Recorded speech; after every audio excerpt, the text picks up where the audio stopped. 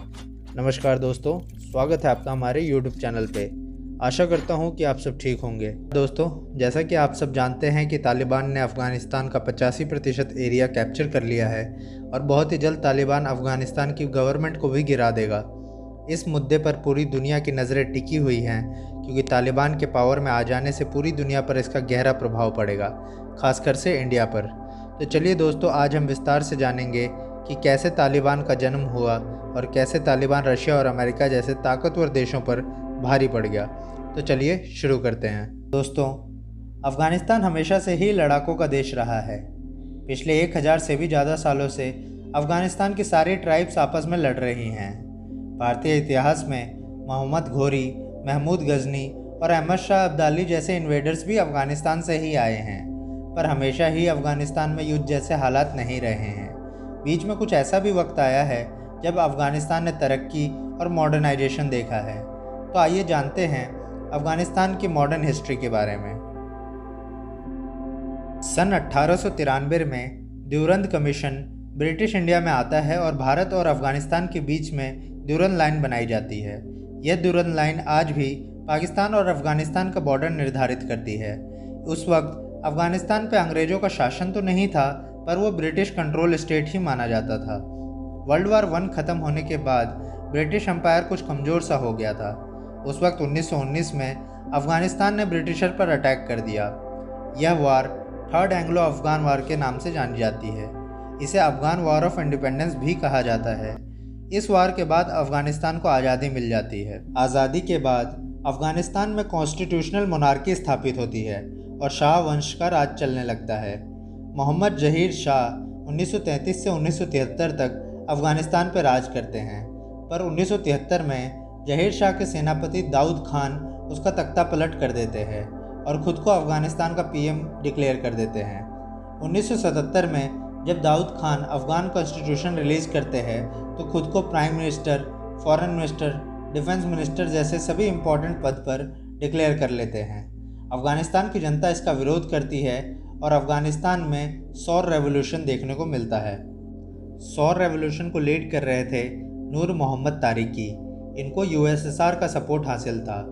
USSR की मदद से ये दाऊद खान को रिप्लेस कर देते हैं। अब अफ़गानिस्तान में नूर मोहम्मद तारिकी का राज था। यूएसएसआर में कम्युनिज़्म होने की वजह से अफ़गानिस्तान में भी इसका प्रभाव दिखता है। अफ़गानिस्तान में नूर मोहम्मद तारिकी के नेतृत्व में बहुत सारे स्कूल्स, यूनिवर्सिटीज़ और हॉस्पिटल्स खोले जाते हैं और अफ़गानिस्तान को मॉडर्नाइज़ किया जाता है। महिलाओं की शिक्षा पर विशेष ध्यान दिया जाता है और उन्हें अपनी मर्ज़ी से कपड़े पहनने का हक दिया जाता है, जिससे उन्हें बुर्का से आज़ादी मिलती है। इस दौर में अफ़गानिस्तान का टूरिज़्म भी अपने पीक पर होता है। इतना तेज़ मॉडर्नाइजेशन इस्लामिक कट्टरपंथियों को अच्छा नहीं लगता है और वो इसका विरोध करने लगते हैं।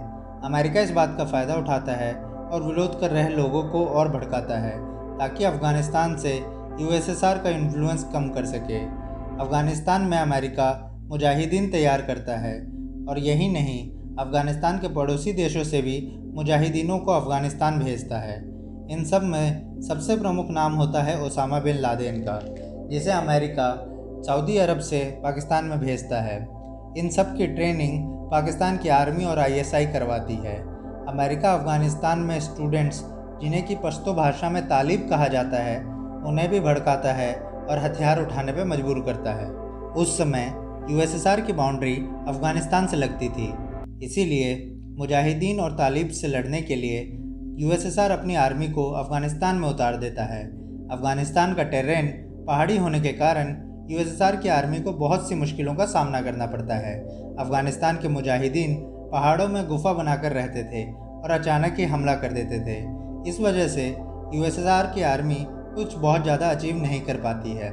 इसके बाद यूएसएसआर अपनी एयरफोर्स भी उतार देता है, लेकिन अमेरिका ने पहले ही स्टिंगर मिसाइल्स तालिबान और मुजाहिदीन को सप्लाई कर दिए थे। इस वजह से यूएसएसआर की एयरफोर्स भी नाकाम हो जाती है। अफ़गानिस्तान में 10 साल लड़ने के बाद यूएसएसआर अफ़गानिस्तान से निकलना ही सही समझता है और 1989 में यूएसएसआर अपने ट्रूप्स पुल आउट कर लेता है।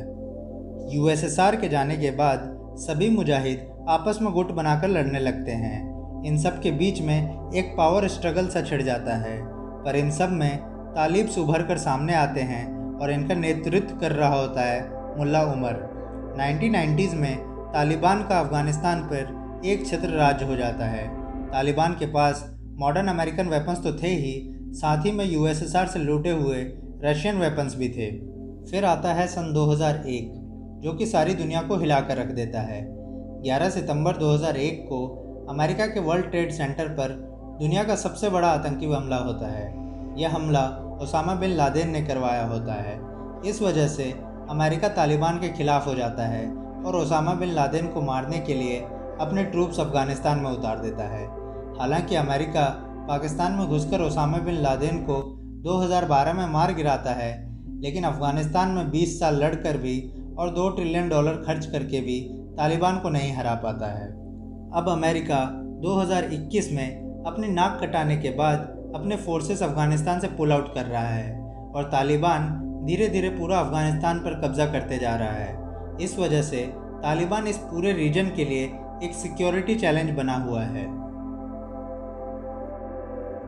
तालिबान का पावर में आना भारत के लिए अच्छी खबर नहीं है। भारत के लिए सबसे बड़ा खतरा यह है कि पाकिस्तान कहीं तालिबान को चैनलाइज करके कश्मीर में न भेज दे।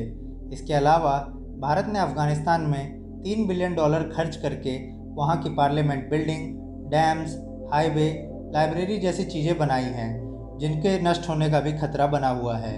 अफ़गानिस्तान की सरकार तालिबान को कंट्रोल करने के लिए भारत से सैन्य सहायता की मांग कर रही है, पर भारत अपने बूट्स ऑन ग्राउंड रखेगा, इसके चांसेस बहुत कम हैं। हालांकि तालिबान ने कश्मीर को भारत का इंटरनल मैटर बताया है, पर तालिबान पर भरोसा करना बेवकूफ़ी से कम नहीं होगा।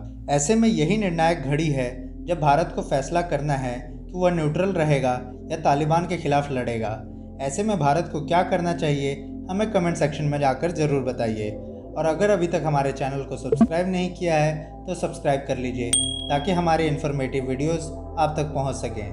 तब तक के लिए जय हिंद दोस्तों।